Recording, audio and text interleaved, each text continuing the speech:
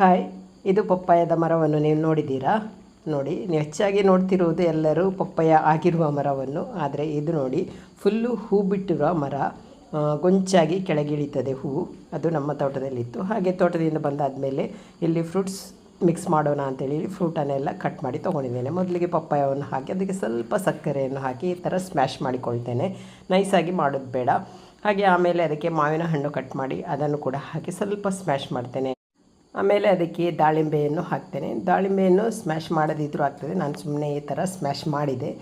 ಮತ್ತು ಆರೆಂಜನ್ನು ಹಾಕಿದೆ. ಆರೆಂಜ್ ಕೂಡ ಹಾಕಿ ಸ್ವಲ್ಪ ಅದರ ಜ್ಯೂಸ್ ಬಿಡೋ ತನಕ ಸ್ಮ್ಯಾಶ್ ಮಾಡಿದೆ. ಇಲ್ಲಿ ಆ್ಯಪಲನ್ನು ಸಣ್ಣ ಸಣ್ಣದೇ ಕಟ್ ಮಾಡಿ ತೊಗೊಂಡಿದ್ದೇನೆ. ತುಂಬ ಸಣ್ಣದಾಗಿ ಕಟ್ ಮಾಡಿ ತೊಗೊಂಡು ಅದನ್ನು ಕೂಡ ಹಾಕಿದೆ. ಮತ್ತು ಇಲ್ಲಿ ಸ್ವಲ್ಪ ಗೋಡಂಬಿ ಹಾಗೂ ದ್ರಾಕ್ಷಿಯನ್ನು ಕೂಡ ಕಟ್ ಮಾಡಿ ಹಾಕಿ ಈ ಥರ ಮಿಕ್ಸ್ ಮಾಡಿದೆ.